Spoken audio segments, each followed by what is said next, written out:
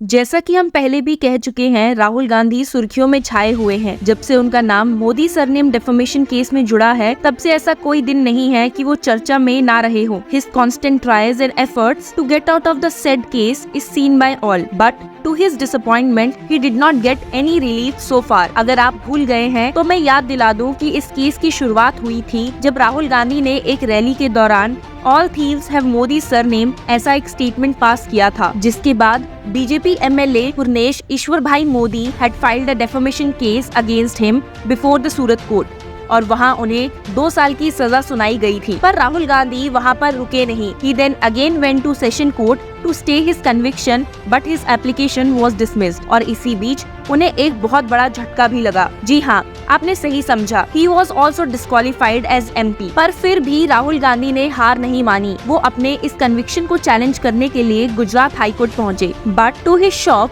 High court ने भी उनकी पुकार नहीं सुनी और कहा, as a senior leader of the oldest political party in India, Gandhi was vested with a duty to ensure that the dignity and reputation of a large number of persons or any identifiable class was not jeopardized due to his political activities or utterances। निराश और हताश गांधी अपनी सारी remedies utilise करने के बाद एक final step लेते हुए आगे बढ़े और सुप्रीम कोर्ट पहुंचे। सुप्रीम कोर्ट में चले आ रहे इस केस में कुछ ही दिनों में बहुत कुछ देखने को मिला है और आज जो फैसला कोर्ट ने दिया उससे राहुल गांधी के आने वाले पॉलिटिकल करियर पर एक रिमार्केबल इम्पैक्ट पड़ा है। आपको याद होगा कि कुछ दिन पहले इस केस की हियरिंग के दौरान कंप्लेनेंट ने सुप्रीम कोर्ट से कहा था कि कन्विक्शन पर stay rarest of rare cases में ग्रांट किया जाता है और गांधी का केस इस कैटेगरी में फॉल नहीं करता है। उन्होंने कोर्ट को याद दिलाया कि सिर्फ मोदी नहीं, गांधी ने सावरकर को भी डिफेम किया है।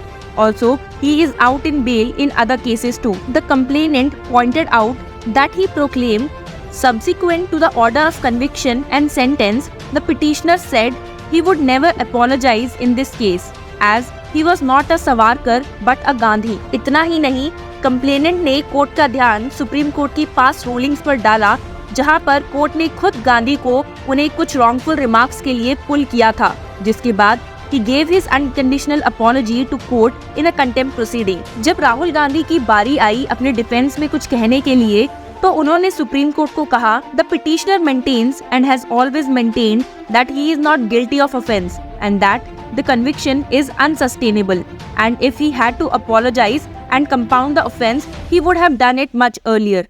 गांधी ने पॉइंट आउट किया that the criminal defamation is not an offence involving moral turpitude.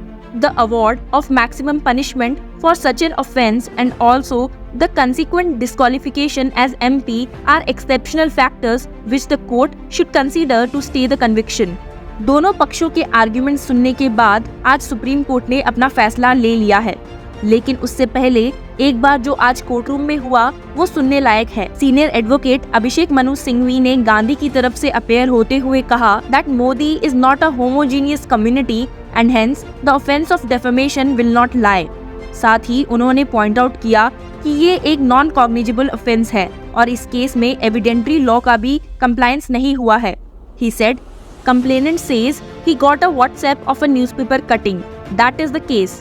He does not say who gave it। Under 313 he records statement। The actual speech is not proved as per provisions of Indian Evidence Act। वहीं दूसरी ओर senior advocate Mahesh Jethmalani ने complainant की तरफ से argue किया और state किया his intention was to defame every person with the surname Modi just because it is the name as that of a prime minister.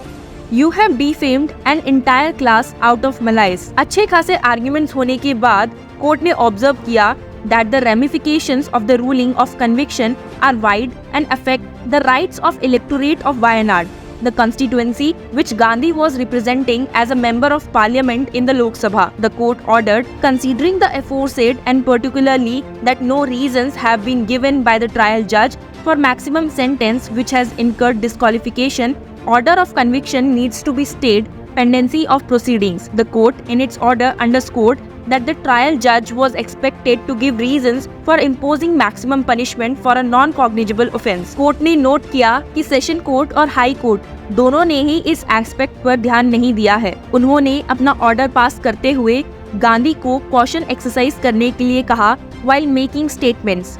इस ऑर्डर के पास होने के साथ साथ गांधी की membership to Lok Sabha from Wayanad has been restored. तो इतने वक्त के बाद राहुल गांधी को अब जाके एक रिलीफ मिला है। पर क्या इस केस के बाद राहुल गांधी अपने स्टेटमेंट्स पर ध्यान देंगे या फिर से वो ऐसे ही किसी और डेफेमेशन केस में फंस जाएंगे? आपको क्या लगता है? That is all for this news. Keep following law chakra.